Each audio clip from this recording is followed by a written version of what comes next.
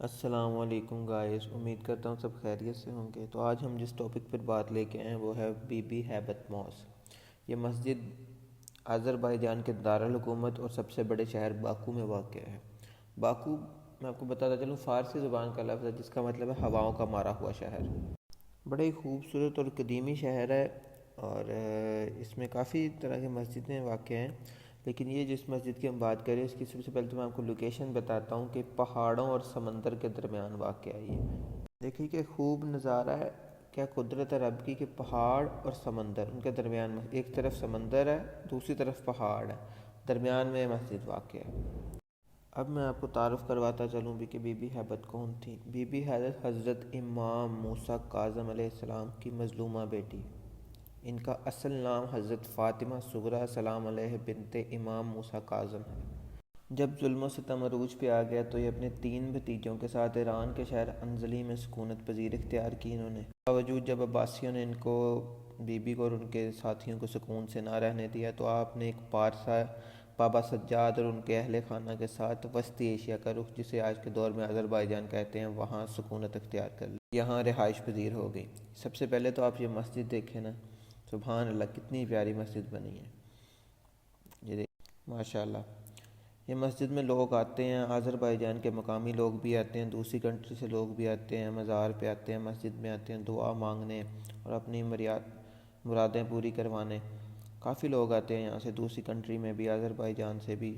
یہ یہاں پہ یہ مسجد کا ایریا جہاں پہ نماز پڑھتے ہیں، ایک سائٹ پہ ایریا مزار کا بنایا ہوا ہے، جہاں پہ زیادہ تر تو یہ مشہور ہے مسجد کے بے اولادوں، جو بے اولاد جوڑے ہیں وہ اولاد مانگنے کے لیے آتے ہیں اور اپنی مرادیں پوری کرنے آتے ہیں۔ میں آپ کو ابھی مزار دکھاتا ہوں اندر سے، بڑا ہی پیارا نظارہ ہے جی، بڑا پیارا سین ہے جی۔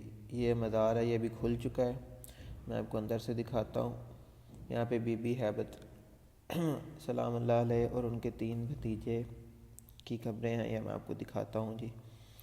بڑا ہی پیارا یہ مزار ہے۔ یہاں پہ لوگ، فرانس کا ایک مصنف ہے الیگزینڈر ڈیومرس، وہ لکھتا ہے کہ اپنی کتاب میں لکھتا ہے جب اس نے یہاں پہ وزٹ کیا کہ یہاں پہ بے اولاد جوڑے آتے ہیں اور آئندہ سال اللہ ان کو اولاد سے نوازتے ہیں۔ اس نے ایک جو کرسچن ہے اس نے اپنی کتاب میں لکھا ہے، یہاں پہ جو اس نے ریسرچ کی ہے، کہ یہاں پہ جوڑے آتے ہیں اولاد مانگنے اور اپنی مرادیں پوری کرنے، اور آئندہ سال ان کے پاس اولاد ہوتی ہے، اللہ پاک ان کو اولاد سے نوازتے ہیں، جو اس نے اپنی کتاب میں لکھا ہوا ہے۔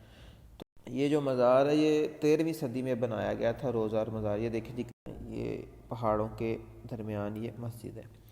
یہ مزار 13ویں صدی میں بنایا گیا تھا، لیکن 1934 میں یہاں کا جو گورنر تھا اس نے دھماکے سے اس مزار کو تباہ کروا دیا، لیکن اللہ کی قدرت ایسی ہوئی کہ وہ اس کو منہ کی کھانی پڑی، اور اس کو اس ملک سے جب اس کی حکومت گئی تو اس کو ملک بدر کر دیا گیا۔ تو یہ دیکھیں جی، اب آپ کو میں مسجد دکھاتا ہوں، اور ابھی میں آپ کو اس کے باہر سے بھی سین دکھاتا ہوں۔ آپ بس قدرت دیکھیے، بڑا ہی پیارا، ایک تو پیارا تو پیارا ہی ہے مزار، لیکن اس کی جو لوکیشن ہے وہ بہت ہی پیاری۔ یہاں پہ ہم کھڑے تھے، آپ یقین کیجئے، ہوائیں، باکو کو صحیح کہا گیا ہے کہ ہواؤں کا شہر، ہواؤں نے ہمیں رکنے نہیں دیا، مین تو سے کہ اتنی تیز ہوائیں چل رہی تھیں یہاں پہ، پہاڑوں کے اوپر ہے مسجد۔